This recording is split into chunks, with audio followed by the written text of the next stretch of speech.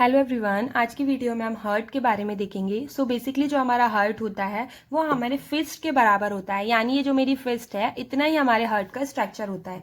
ऐसा नहीं है कि हमारा हार्ट बहुत ज़्यादा साइज़ में बड़ा होता है या बहुत ज़्यादा साइज़ में छोटा होता है, वो हमारे हाथ की फिस्ट के बराबर होता है, ठीक है। और हमारे हार्ट में 4 चैम्बर्स प्रेजेंट होते हैं। ये देखिए 1 2 3 4।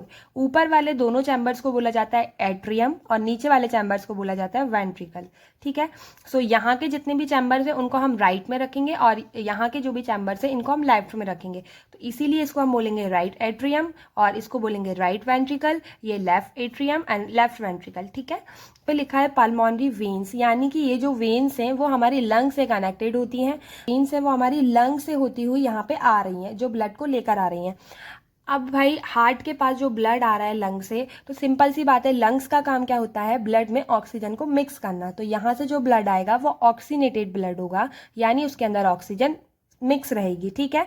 अब यहाँ से जो ब्लड आ रहा है वो ऑक्सीनेटेड ब्लड है। सबसे पहले वो कहाँ आएगा, हमारा लेफ्ट एट्रियम में। ये हमारा लेफ्ट एट्रियम है, यहाँ पे ब्लड आया। यहाँ से ये जो आपको गेट दिख रहे हैं इनको बोला जाता है बाइकैस्पिड वाल्व। तो ये जो गेट्स हैं ये ओपन हो जाते हैं और हमारा ब्लड यहाँ से नीचे की तरफ गिर जाता है, ठीक है। जैसे कि आपने ऐसा देखा, जैसे मान लीजिए ऐसे होते हैं, ये इस तरीके से गेट्स होते हैं, जैसे ही ब्लड आता है ऐसे खुल जाते हैं, ठीक है, और फिर वापस से ऐसे बंद हो जाते हैं। क्यों बंद हो जाते हैं, क्योंकि अगर ये बंद नहीं होंगे तो ब्लड यहाँ से वापस उल्टा ऊपर भी जा सकता है, तो इसलिए यहाँ पे बंद हो जाते हैं। अब कहाँ पे आ गया हमारा ब्लड, आ गया लेफ्ट वेंट्रिकल में। तो देखिए दोनों वेंट्रिकल्स का सिंपल सा वर्क होता है ब्लड को पंप करना। तो अब हमारे ब्लड को ये वेंट्रिकल क्या करेंगे, पंप करेंगे। कहाँ करेंगे, जो ऑरेंज वाला आपको दिख रहा है ये यहाँ की तरफ। तो ये क्या है, ये है हमारा एरोटा या एओर्टा, दोनों से इसको बोला जाता है, कुछ भी बोल सकते हैं, एरोटा या एओर्टा, ठीक है। तो क्या हुआ कि भाई हमारे फेफड़े और जो हमारे लंग्स होते हैं वहाँ से हमारा ब्लड आया जिसमें ऑक्सीजन मिक्स थी।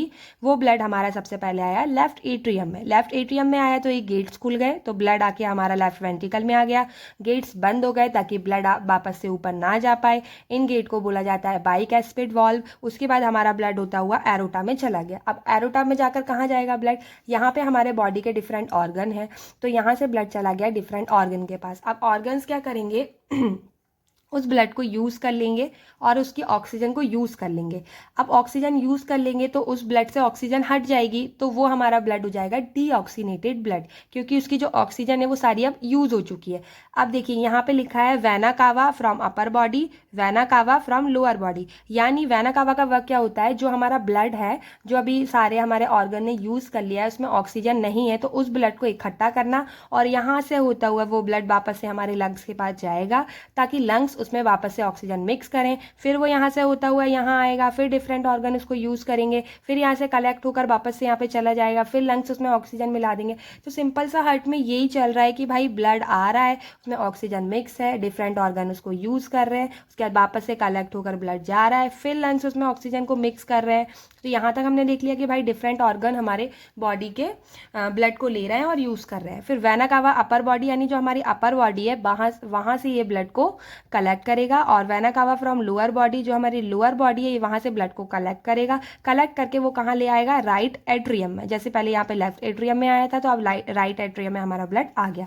यहाँ पर ही वही वाल्व लगे हुए हैं, लेकिन उनको बोला जाएगा ट्राइकैस्पिड वाल्व, ठीक है। तो यहाँ से ब्लड आया, कहाँ आ जाएगा, राइट एट्रियम से आ जाएगा राइट वेंट्रिकल में। राइट वेंट्रिकल का सिंपल सा वर्क है ब्लड को पंप करना। ये वापस से ब्लड को पंप करेगा और पल्मोनरी आर्टरीज के थ्रू हमारे लंग्स के पास चला जाएगा।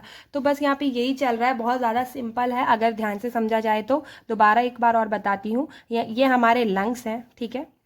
यहाँ पे हमारे लंग्स हैं, मान लीजिए यहाँ से ब्लड आया लेफ्ट एट्रियम में, लेफ्ट एट्रियम ने उस ब्लड को नीचे धकेला, वो आ गया लेफ्ट वेंट्रिकल ने उसको ऊपर की तरफ पुश करा, वो चला गया एरोटा में। एरोटा यहाँ पे डिफरेंट ऑर्गन तक पहुँचा देगा, डिफरेंट ऑर्गन ने ब्लड को यूज़ कर लिया, यूज़ करने के बाद उसकी ऑक्सीजन को यूज़ कर लिया। अब ब्लड हमारा वेना कावा ने ऊपर से कलेक्ट कर लिया, लोअर बॉडी दोनों से कलेक्ट करके कहाँ ले आई, राइट एट्रियम में ले आए। राइट एट्रियम से क्या हुआ, ब्लड को नीचे धकेल दिया राइट वेंट्रिकल में। राइट वेंट्रिकल ने वापस से पंप करा, क्योंकि मैंने बताया वेंट्रिकल का काम है सिर्फ और सिर्फ पंप करना। तो उन्हें वापस से ब्लड को पंप करा, पंप करने के बाद वापस से हमारे लंग्स के पास चला गया, सिंपल। और यहाँ पे एक और बात है जो कि समझने वाली है कि जो हमारा हार्ट है उसका जो स्ट्रक्चर है वो एक तरफ से झुका हुआ क्यों होता है। आपको दिख रहा होगा लेफ्ट वेंट्रिकल की तरफ यहाँ पे झुका हुआ है, तो इसके पीछे का रीज़न क्या है? देखिए इसके पीछे का क्या रीज़न होता है कि लेफ्ट वेंट्रिकल को क्या करना है, ब्लड को पंप करना है एरोटा की तरफ, और एरोटा क्या करेगा, डिफरेंट ऑर्गन तक ब्लड को पहुंचाएगा। तो लेफ्ट वेंट्रिकल को ज़्यादा एनर्जी की ज़रूरत है क्योंकि उसको डिफरेंट ऑर्गन तक ले जाना है, एरोटा को भेजेगी, एरोटा जाके डिफरेंट ऑर्गन तक ले जाएगा, तो इसको ज़्यादा एनर्जी की ज़रूरत पड़ रही है।